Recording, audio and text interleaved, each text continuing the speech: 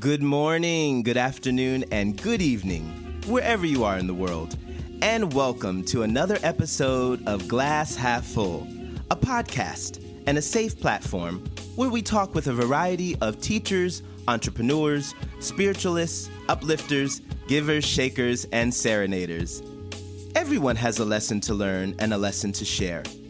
Let's use our life experiences to enrich someone's heart, mind, spirit, and soul. Through sharing our experiences, we can be a learning inspiration for one another. I'm your host, Chris Levens. Let's welcome today's guest. Today's guest is Brad Dalton. Brad Dalton is an experienced educator, life coach, success coach, and public speaker with a demonstrated history of shaping culture and squeezing out the extraordinary in a broad spectrum of arenas. Brad is a positive leadership developer. He is a strong advocate for education, for the overlooked, for the underappreciated, and for the individuals and companies ready to tap into their future best self. Brad is skilled in coaching, team management, team building, culture, success, relationships, and fun by design. Brad is also a corporate culture coach and host of the B.E.S.T Self Podcast, as well as a success road specialist. Let's give a warm welcome to Brad Dalton. Good morning, good morning. I want to do my best to live up all those cool things you just said. I'm sure that you don't have as cool as you make me sound. Well, I'm sure that you are. Thank you so much for being a guest here on Glass Half Full. We're so happy to have you today. Yeah, I really appreciate the opportunity, and I've been diving into your stuff a little bit. I just really love what you're about. So, thank you for letting me be here. Well, thank you. Thank you for taking some time out in your early morning to you. Yeah. Well, let's jump right on in then. I like to ask all my guests this first question. I feel that our lives are in spiritual design. Can you share your life layout or blueprint with everyone? How you grew up, where, your family lifestyle? You bet. Well, I'm pretty fortunate. I grew up with two loving parents, had a roof over my head, had food on the table, those kind of things. Mm-hmm. I have two younger brothers, two older siblings as well. My mom was married before she met my dad, so technically they're my stepbrother, stepsister, my older ones, but I don't refer to them that way. Mm-hmm. We've all had our own journeys. I mean, there's in my household, there's always been love, but it's not always been a straight line. As you know, success isn't a straight line. It's not linear. Mm-hmm. I mean, there's been gang life, there's been meth life, there's been getting run off the road by a drunk driver life, there's been state championships, there's been awesome milestones, there's been great success markers, there's been all kinds of stuff, but there's always been love. Mm-hmm. And today, where I stand today, I've got a wife that's far cooler than I am. I've got two great boys, one that's playing college baseball and another one that's on the autism spectrum, and he's a massive part of my story, and he's taught me so much about life, and that's what I got rocking. I got a cool dog. His name is Thor. He's a little petite golden doodle, the dog of thunder, and that's where I'm standing. And my family, the people I surround myself with, they are my blueprint. Because relationships are the true power grid in life, Chris. That is so true. That is so true. Nice. And where are you in the world? I am in Eagle, Idaho, in the United States. It's basically connected to Boise, Idaho, which is the capital city in Idaho, and it's an awesome area. Great area for family. Low crime rate. A lot of good stuff. Pretty. If you're an outdoorsy type person, I've got the mountains 20 minutes from my door. Wow. And it's an awesome. I'm really, really, really blessed with the things in and around my life. I love that. That's a great answer, definitely. Now, are you from this area? Were you born and raised here? All but 2 years. Yeah, Wow. I snuck out for a couple years. My first couple years out of college, or in college, out of high school, Mm-hmm. and I didn't really. I always planned on coming back here because I knew it was a great place to raise a family, but I didn't really plan on sticking around the whole time. I had opportunities to go do work and educate in places like New Zealand and other places overseas and around the United States. But I I met my wife when I was 21. She was 19, and it just happened. And she was really deeply rooted. Family was a big deal to her, and she is still one of those families that her great grandparents were here, her grandparents were here, her parents were here, her aunts were here, her uncles are here, her nephews are here. And they were one of those families with, when you went to anything, there was 10 other family members there. They just did everything together. So it was almost impossible to get out of the valley, which is a pretty awesome problem to have. Nicely put. Nicely put. Yes. Let me ask you, what are a few things that you've learned on your journey to get you where you are today? Wow. There's so many. If you're paying attention, there's moments every single day, almost every minute of the day, if your lens are in the right place. But I would say that, just highlighting a handful, lessons I've learned. One, we've got to invest in ourselves. You've got to bet on you. You've got to invest in you. It's not sacrifice, it's investment. And when you figure that out, when you figure out that it's okay to fall on your face, when you figure out that the dudes that are snickering in the back of the room when you're younger, or the dudes that think their stuff doesn't stink, when you figure out that they really don't get it, when you figure out that you don't need someone else's permission to have an edge in life, when you figure out that nobody has an edge on you without your permission, when you start figuring these things out, and you learn these things by paying attention, by paying attention to detail, and you learn these things by assimilating. You assimilate to whom you associate. So when you just focus on surrounding yourself with people that aren't just going to say yes to your every word, surround yourself with people that appreciate you for who you are. Surround yourself with people that are going to make you better, that are going to push the envelope, that are going to help you give an even stronger edge to your life, because they're not just saying yes to everything.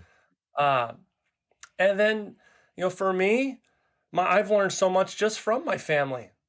My big part of my story is my kiddo on the autism spectrum. I always refer to it as the 15-minute sucker punch to the gut. I'm a personable guy. My wife's very personable, both fairly social, and we're both, to a fault.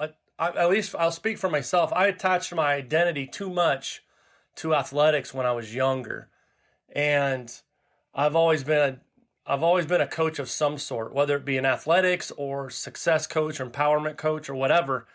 And I've always when I was younger, I attached my identity to the wrong things, and I knew that the day, and having been a lifelong educator, I've seen what happens to people on the autism spectrum. I've seen the way people look at them. I've seen bullying. Today, a lot of cyberbullying. I've seen the way people look at them in a grocery store, the way they look at them in a dentist's office, the way they, I see someone sees a kiddo crying in an airplane, or a kiddo banging their head on the concrete in a grocery store, and rather than feeling sorry for that kiddo, wondering maybe what's going on there, they get annoyed with it. And so I've seen all of that stuff. And so, man, when my wife and I drove separate cars when he got diagnosed, and I remember the walk to my car and the 15-minute drive back to my house, just by myself, nobody was with me. Man, there was tears. My stomach was just in knots. I was sick to my stomach. I think I was driving in a 35 going 25. Wow. And I was kind of being selfish a little bit. I was feeling sorry for myself. I guess I was feeling sorry for him at the time. I was like, I wasn't in a great place. But by the time I got in my driveway at home, I got in there, I sat in my car, and I just said to myself, man, I'm not going to do this to him. This isn't fair to him. This is not fair to me. This is not fair to my family. He's 3 years old. He's got 15 years before he graduates from high school. What can I do to give him the best life possible? What can I do to make his life the best life possible? And so from then moving forward, my wife and I and our family, we just did everything. We've done everything to give him the best life possible. And he's a rock star now, doing great. Wow. But I've learned so much along the way, Chris. The power of perseverance, the power of improvising, the power of overcoming, the power of empathy and compassion. When you see someone that's struggling, not immediately just jumping to the get on the annoying train where you're just annoyed with them. Mm-hmm. There's something going on there. There's a snowball effect. It's like anything else in life. People often look at someone and they think that they're mean. Well, maybe that person's not mean. Maybe that person's just anxious. Mm-hmm. Maybe that person's just anxious. Maybe they're not a mean person. Maybe they're not a bad kid or a bad human being. Maybe there's something going on at home that's deep and heavy.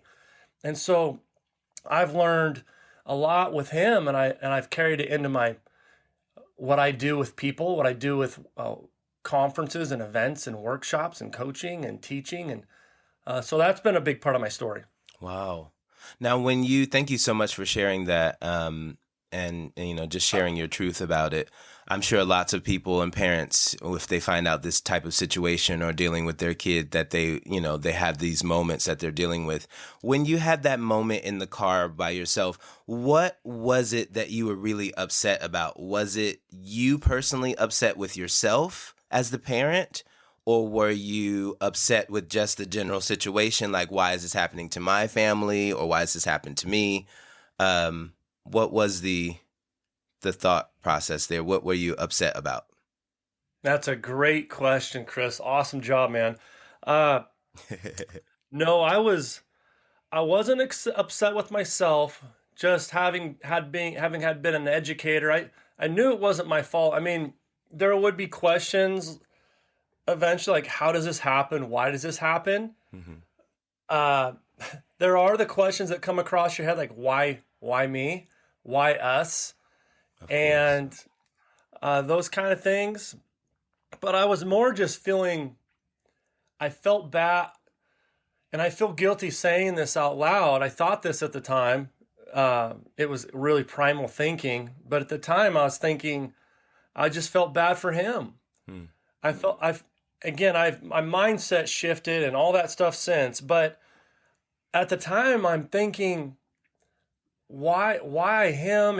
And I just felt bad for him because I just knew at the time I thought he was going to have really limited opportunities. Mm-hmm. And to an extent he still does, just because there's a lot of limited and a lot of thinking out there in the real world that just like, they just don't know that they don't know, or they're unaware that they're unaware. Mm-hmm. That these peeps on the spectrum are incredible people. But I felt bad for him.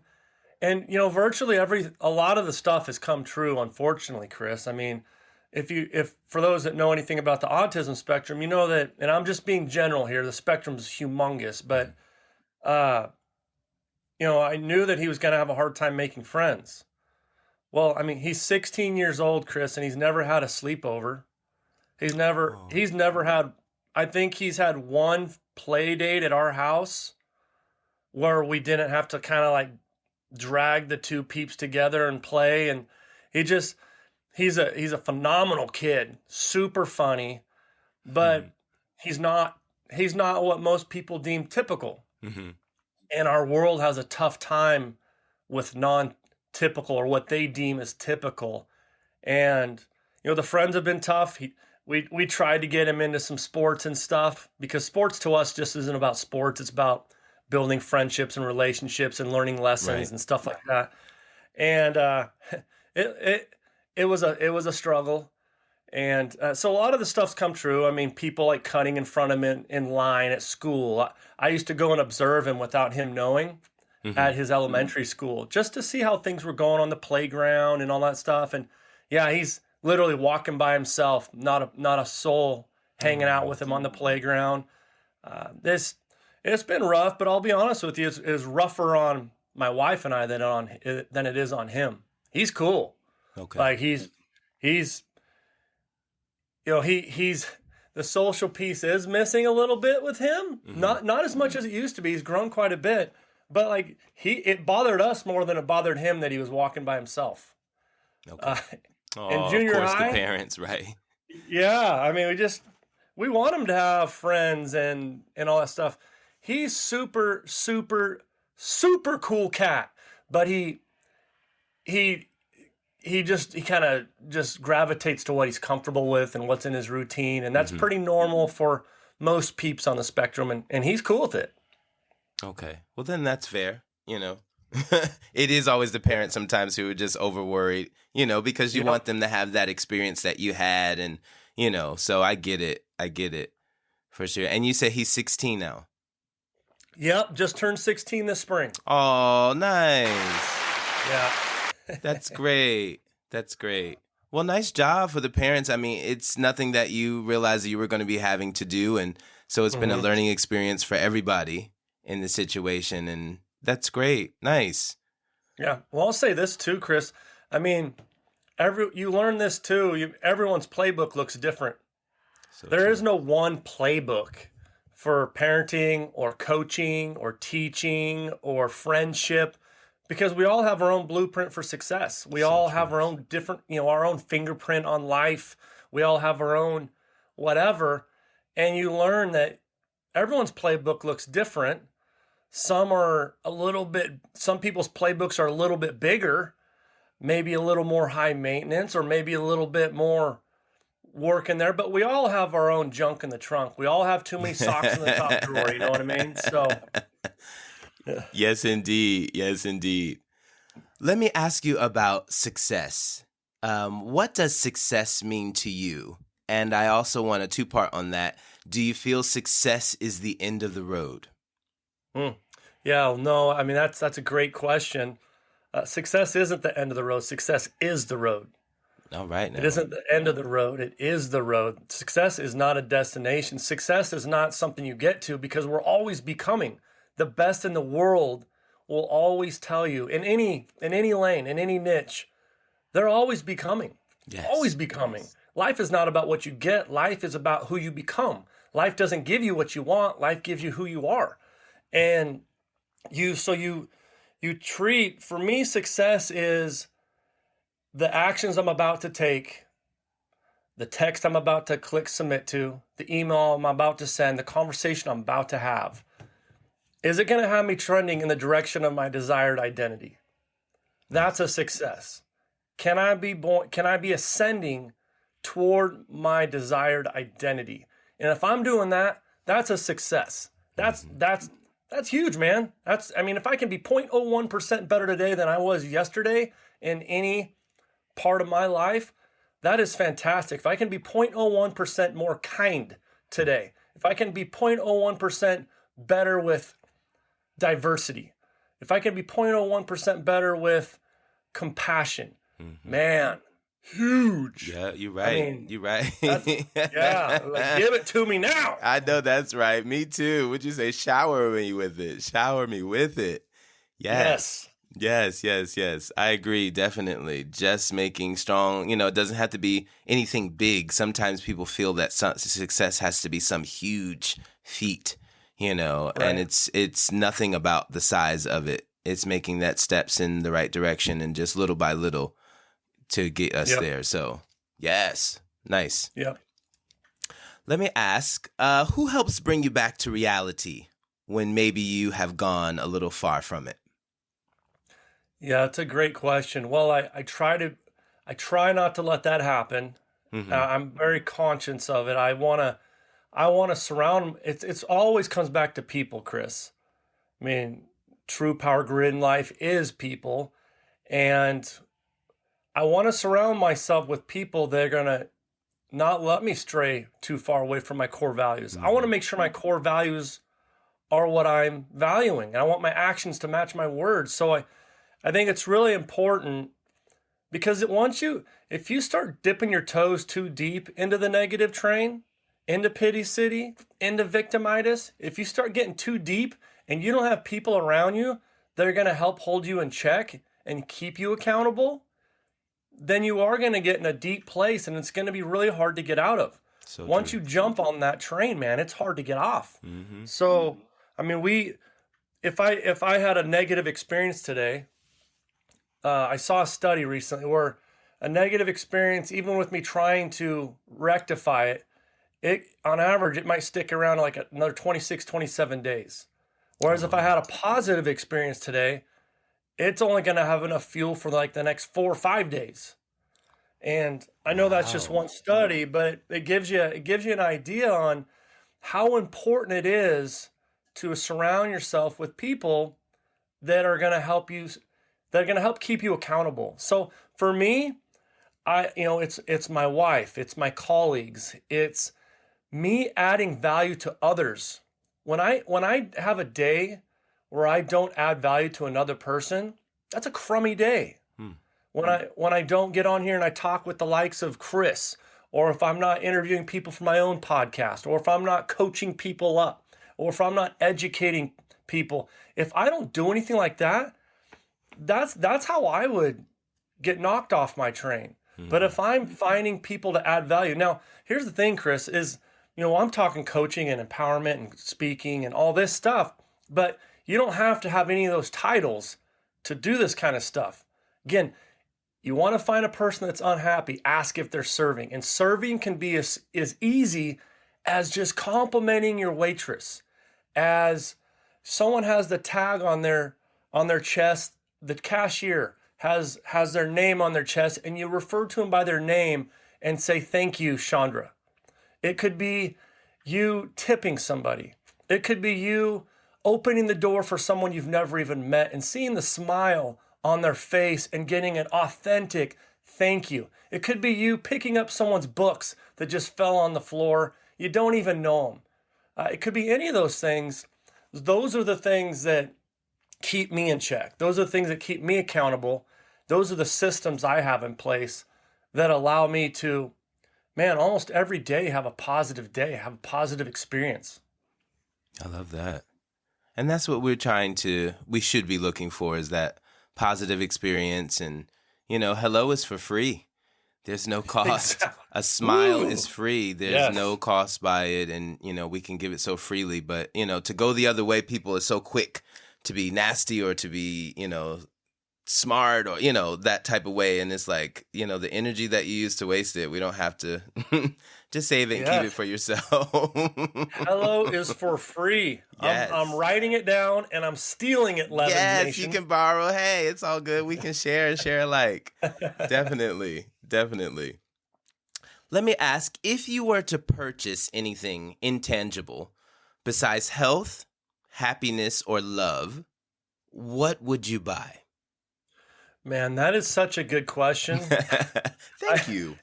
That is seriously, that's a tough one because It hits the ones that have already been taken, right? You're like, Yeah, I would say. For me, it would have to do something. For me, it would have to be something that would enhance my human qualities, my character, the way that I can positively impact others. So I don't know if I can say positivity or kindness or self-awareness. You can say any of those. Yeah. Yeah, those are things that would be important to me because not only, let's take self-awareness. If I'm self-aware, that's going to allow me to expand. Mm-hmm. And if I'm allowed to expand, not only is my radius of abnormally awesome going to get bigger, but the cool part, you know what I mean? But the cool part about expanding us expanding our abnormally awesome that we all have running in our veins, the cool part about that is when our cup starts to get full and it starts to overflow, it's starting to overflow in abundance to everything that we care about. Mm-hmm. So the people in our tightly knit circle, the people we love, the people in our community, the people in our workplace or teams or locker room or friendship circles or whatever it is, our corps, our other whatever, it starts expanding. And here's the other catch.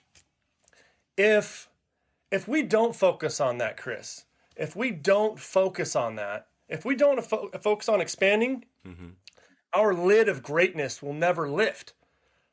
Our like we all have this ceiling, but the cool part about life is we can raise that ceiling. We can raise that lid. We can raise our leadership lids. We can raise that bad boy. But if we're not doing that, then the people around us don't benefit in the same way. So they have a lid on their ceiling because we're being selfish about our own in a bad way. The most selfless thing you could do is to get a little selfish in that you need to raise your ceiling. You need to increase your level of abundance. You need to create an abundant overflow. Yes. And when you do that, the people around you get better. See, that they have a lid. They have a ceiling that cannot get breached unless you start getting after it yourself. And a lot of people don't think about that. They get caught up in their own world, and as a result, the people they care about the most are getting hurt the most because of this. Wow, that was powerful. That was a powerful answer. You're right. I love to expand the ceiling. Yes. Get it. Yes. Get it. So we can continue to keep growing. What'd you say? Now we need a larger place. That's right. Let's get obsessed with some abundance over here, Chris. I love it. Yes. Speak that word. Definitely. I'm glad it's recorded. I can go back and listen to it again. For sure. So let me ask you about habits and goals. Do you feel that habits or goals are more important, or should we have both? I think they're both important. I think that a lot of people focus too much on goals. Goals tend to be more of destinations. Goals tend to be motivating, but they don't necessarily mature. I'm looking to mature my audience. I'm looking to get better on the daily, not on the destination. And motivation is, we all need to be motivated. Like I said, I'm not saying that you shouldn't have goals. Goals are important. I have goals.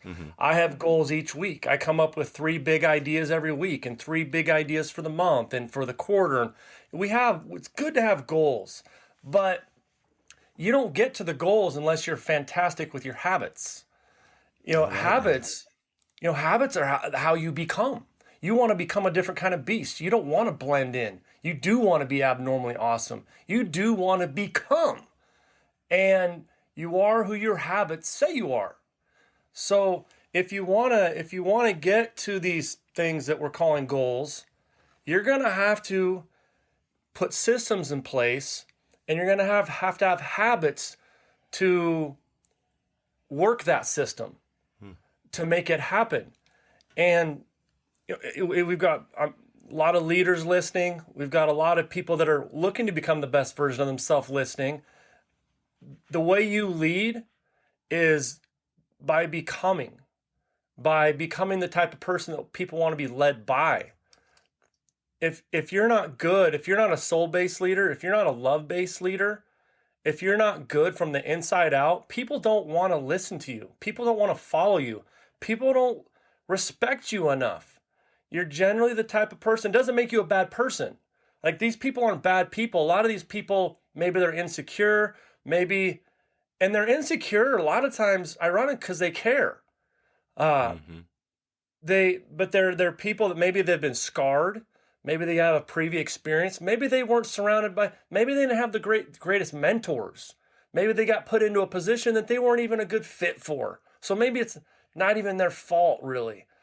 There's a lot of reasons why that could happen, but at the end of the day, you want to create habits that are going to lead you to your desired identity. That should be your goal. That should be your goal. That should be your success marker. Not necessarily, I know data is cool, data is important, data is sexy, but you're not going to get the data you're looking for if your habits suck. That's the truth, right? Definitely. CC. Or you'll get something, but it's not going to be what you're supposed to be getting. That's for sure. Yeah. Yeah. That law of attraction, we being attracted the wrong thing. That's real talk right there. Right? That's for another show. Let me talk about mentoring. You touched on it a little bit. Do you feel that this is an important factor for people, that they should have a mentor or they should be looking to be mentored? What is your opinion about that? Absolutely. And I don't just say that because I do that for a living. I say that because I don't ever want to be the smartest dude in the room. I want to be surrounded by people that are going to give me ideas and stimulate growth and push my envelope. I want to be with people that are also interested in not sitting in the comfort zone, but right on the edge of the growth zone and the comfort zone. I love that. Yes. You need to surround yourself with people like that. So the mentoring, would you advise that? How would people go about finding a mentor? Yeah, great question, man. Again, if we're really looking to seek out success and whatnot, they are everywhere. I mean, for like me, for example, I'm super present on social media. So whether it be LinkedIn or Instagram or any of those things, or if you just look me up on the web, those kind of things, there's people like me everywhere. You just gotta give yourself a chance and go out there and shoot. Google mentors, Google leadership coach, Google empowerment coach, Google. There's so many different avenues, so many different ways you can do it. Now, obviously, some cost a little bit more than others. I will say this. I don't want to go like really far into this part, but like I used to be that guy that I was afraid to invest a little bit of money into myself. I was that guy. And I feel like I've been pretty positive and somewhat good put together for a while now. But even people like me, even the most powerful people in the world, they all have coaches. Tiger Woods has a golf coach. Tom Brady has a coach. We're willing to spend hundreds of dollars on things and toys, but we won't spend hundreds of dollars on the 6 inches between our ears. I mean, you know what I mean? People will invest in all these things. It's true. And buy all these expensive items around their house and their cars and all this stuff, tens of thousands of dollars, and they won't spend it on themselves. You're right. They won't spend it on the thing that, there's lots of talented people and smart people and people that could ace a test, but that doesn't make them good in life. Very true. The elite think differently. The elite think about being significant and successful and empowering, and they think about these things, and they think at a different level. They think differently, and they learned that from others. These are learned behaviors. Empowerment and success and significance, fear of losing, fear of screwing up, fear of failure, all that stuff. They're all learned behaviors, and you generally learn them from the people you surround yourself with. So why can't we get intentional about being an abnormally awesome, not blending in type fantastic human being? I love that. I mean, just in thinking about it, I'm sure the ideas, people haven't even thought that deeply about it, I'm sure. But you're right. It's about the people that we're around, birds of a feather flock together. So just trying to be in that mindset of it, and surrounding the people that are around us to be in that mindset as well for that. I think that a lot of people feel that to have a life coach or to have a mentor, you must need to have some type of situation, or maybe you need to have a problem that you're dealing with in your life to have these to advance or to be looking in these areas. But that's not the case. You don't have to have any current issue in your life to be seeking out a mentor or to be seeking out someone as a life coach. Correct? Like you can still feel like your life is in order and you can still use some help, I believe. Sure. Absolutely. Yeah. I mean, I said that our mentality needs to be that we're always becoming. We Yes. can always become a better version of ourselves. Doesn't matter who you are, So or how true. much money you make, or how much, where you come from, your background. There's room for all of us at the top. There's plenty of room at the bottom. The bottom is crowded. There's lots of room at the top. I know that's right. So let me ask you, what does Brad do to keep in good health and spirit and joy and happiness? Do you have a daily routine? Is there some regimen that you do? Are you drinking some type of vegetable shakes? What is... Great question. What's Yeah. in your routine? Absolutely. Well, for me, I win my day. I win my morning the night before. I win it with how I treat my body and whatnot the night before. So it's a cycle. I want to get. I know there's a lot of people out there that talk about, thriving off 4 and 5 hours of sleep. That's not me. That's not me. I generally get 7 to 8 hours. I aim for 8, but Okay, that's good. sometimes it's not doable. But I get to bed at a decent hour. I've learned to set boundaries. I don't answer my phone after 8 p.m. I try not to do, once I've left, like I've stepped outside my office, I don't do work. If someone wants to text me and it's something I can get back to them real quick, I do that, but I don't answer calls. I don't do business. I wasn't good at that when I was young. When I was young, I wasn't where my feet were. Even if I was in front of my family, I wasn't always with my family. I would be thinking about work and just and clients and Meaning that you weren't just- present. exactly. Okay. So I would say 1, I set boundaries. I set boundaries. 2, I truly do just focus on being the best version of myself. 3, I don't get caught up in things I can't control.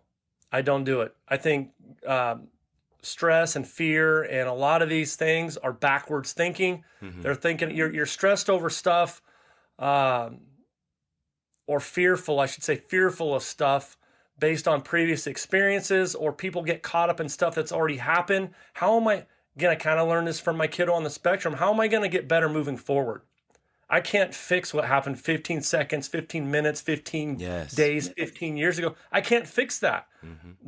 Maybe there is a scarring experience. How am I going to make my future experiences fantastic? How am I going to do that?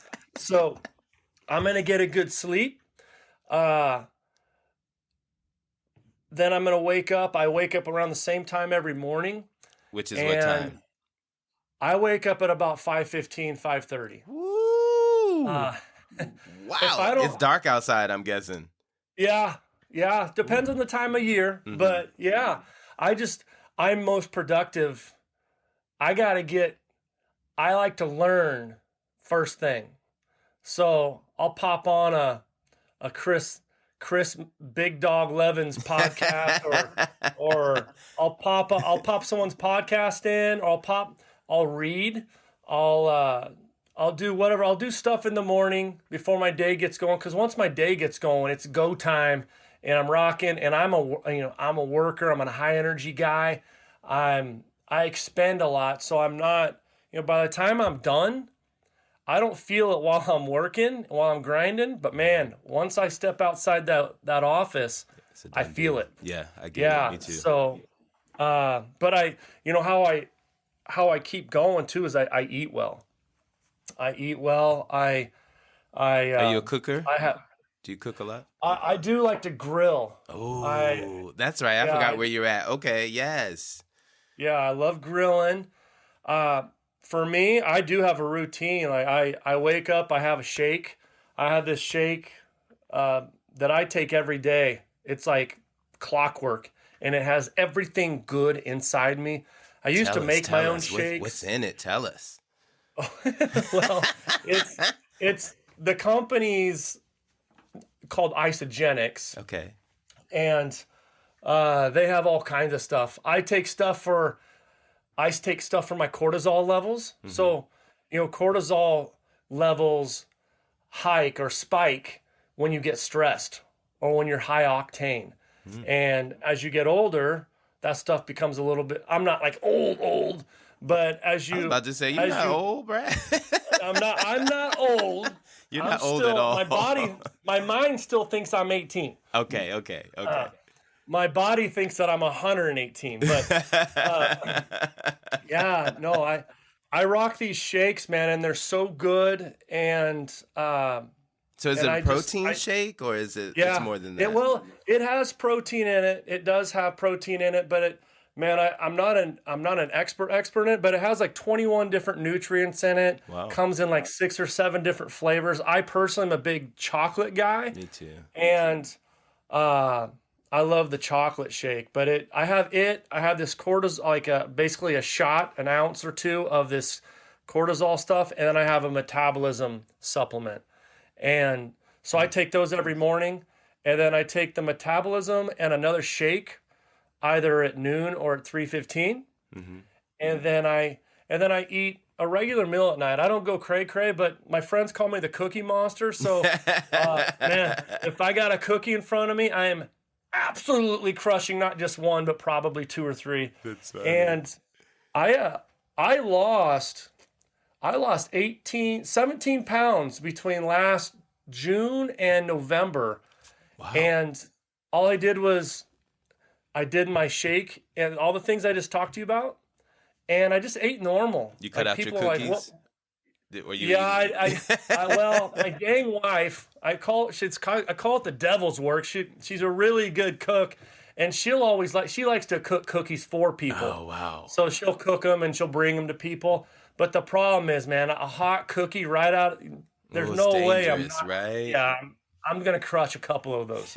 But my point is, like, people are like, what kind of diet are you on? And people always got these extreme diets, and I always tell them I don't have a diet. I eat smart. I'm very intentional. And like, man, if I go over to my parents' house and my mom cooks something with probably too much sodium and she loads it up with stuff that's not super healthy, I just eat like a normal person. I don't get cray. I just eat. I eat to where what I've learned along the way, Chris, with eating is I just eat to where I'm comfortable. I used to eat to just like, I would be miserable or stuff because it's so good. The button of the top pants. Yeah, I get it. Oh, yeah. So, no, yeah, I eat well. I am spiritual, although I want to keep trending in that direction. And I'm intentional with my thinking. I invest in myself every single day. I love between the ears. Yes. I invest in myself. So great. So great.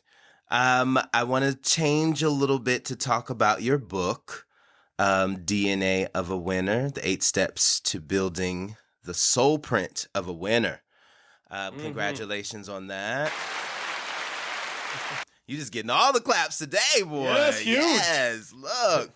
So let's talk about it. Tell me, what inspired you to write it? Did you just sit down? Was it like you just were able to put it all out? Did it take a long period of time? Tell us about it. Yeah, no. I used to say it was luck, but it really wasn't luck. It was, I just, for me, I've always done little. Well, let's just talk about with the book itself. I decided right at the front end of COVID. This is the shortest version I can give you. Okay.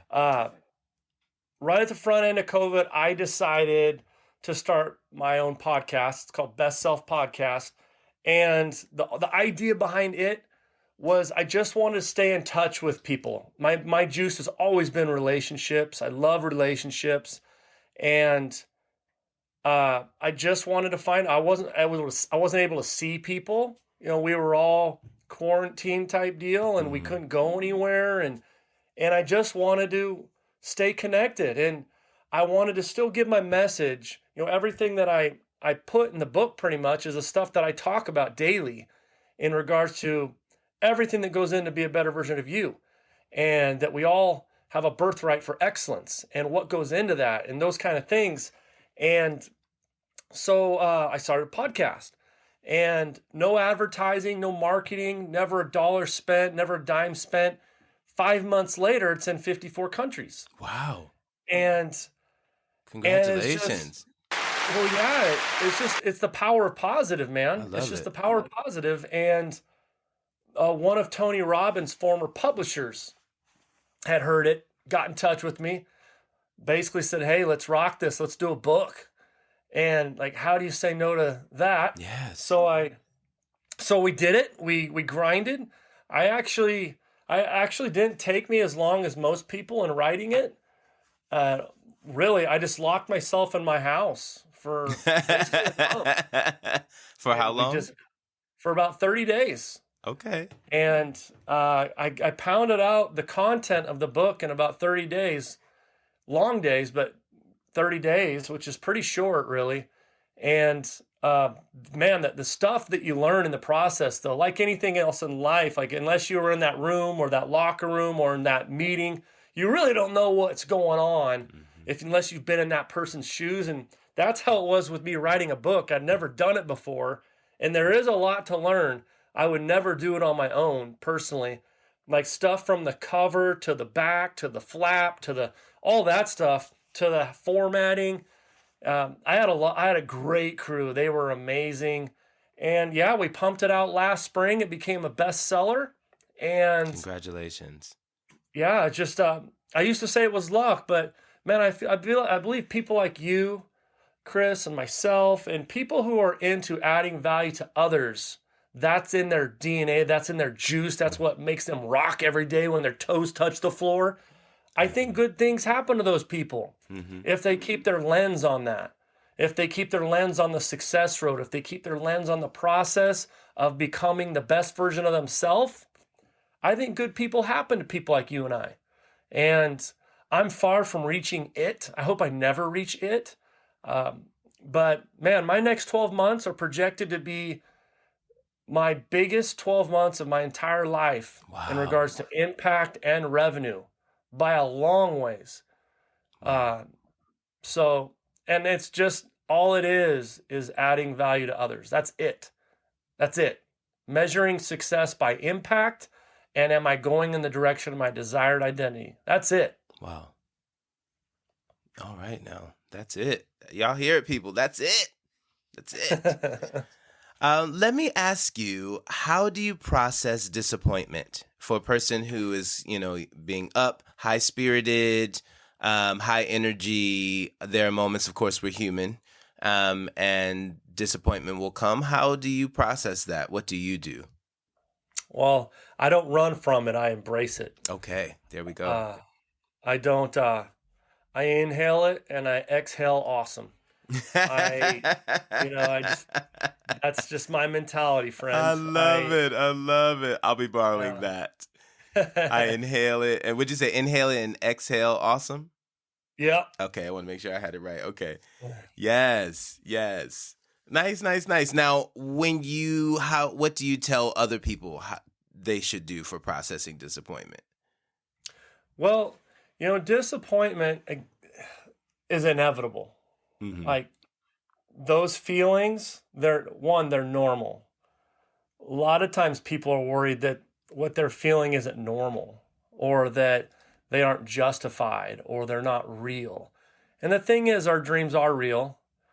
Our emotions are real. Our feelings are real. And there are feelings.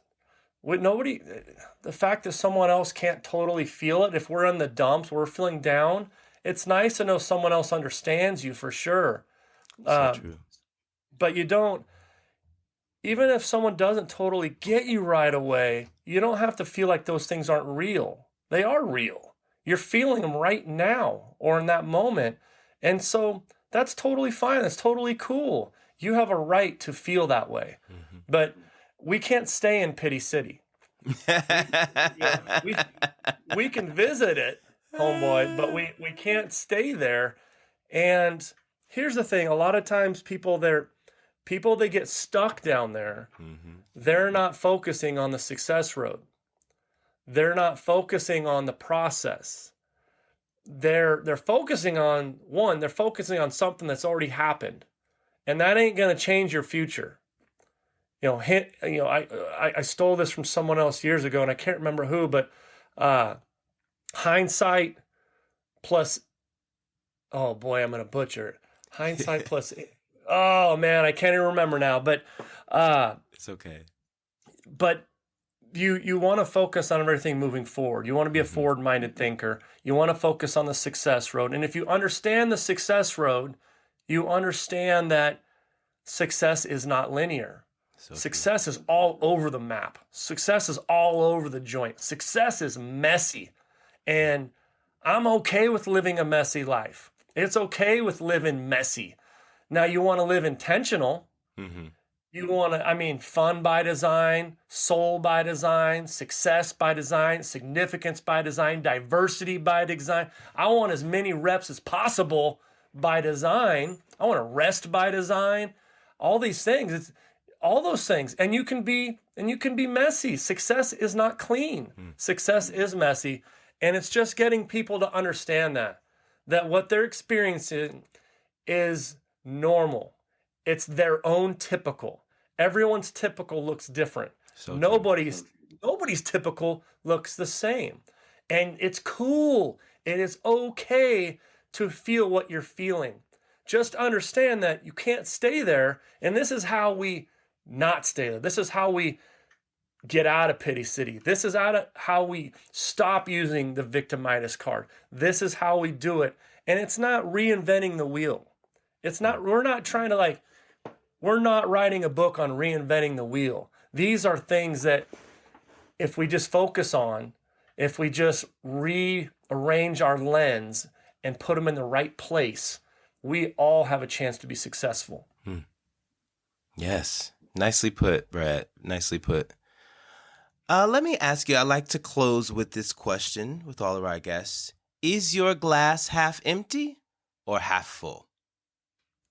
Oh, I think you know where I'm going with this one, hombre. I think we do know it, but we want to hear it anyway. Yeah. Take us there. Take us. I am a half full kind of guy. I'm a half full kind of guy. I think half empty is backwards thinking. I think half empty is generally people that are basing their experiences off things that have already happened, not about the intentions they have moving forward. Yes. And I want to live an incredible life. I don't want to be pessimistic. I don't want to see the worst in other people. I don't want to see the worst in other situations.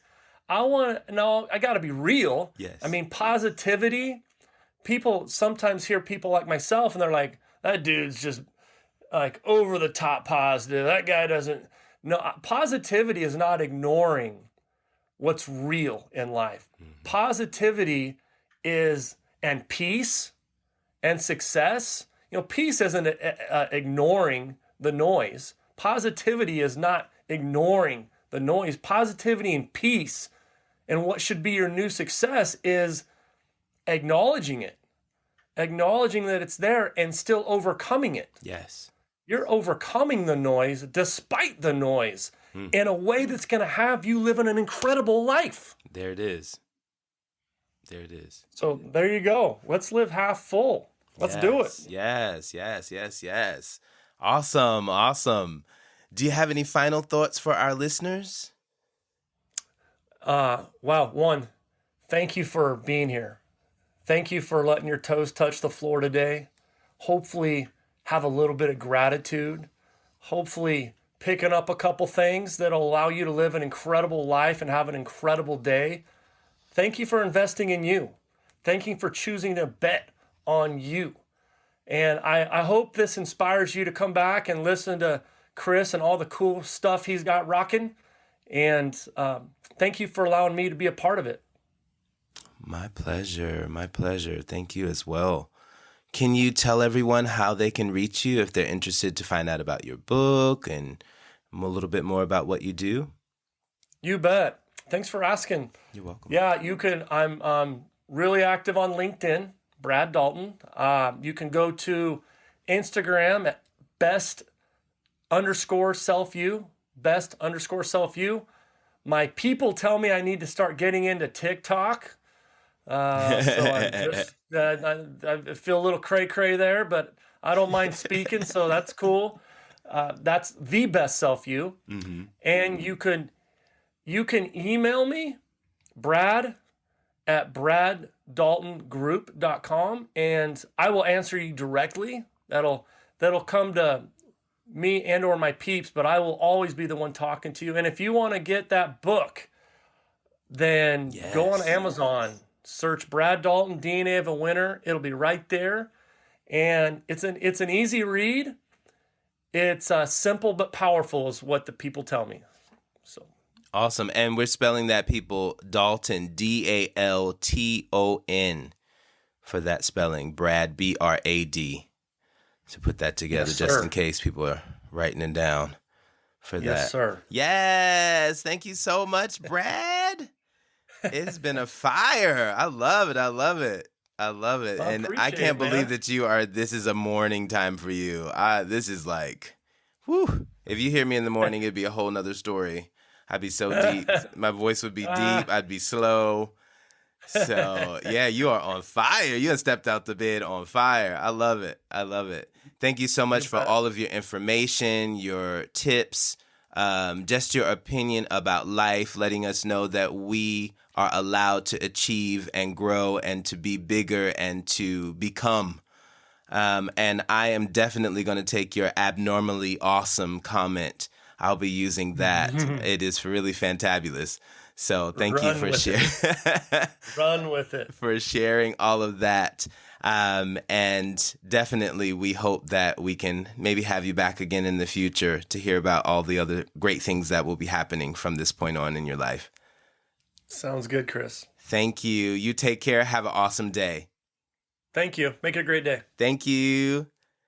And thank you to all our listeners listening in to another episode of Glass Half Full, a podcast and a safe platform for everyone to share their life experiences. Once again, I'm your host, Chris Levens. Please subscribe, follow, and rate this podcast on Apple Music and Spotify for more learning experiences.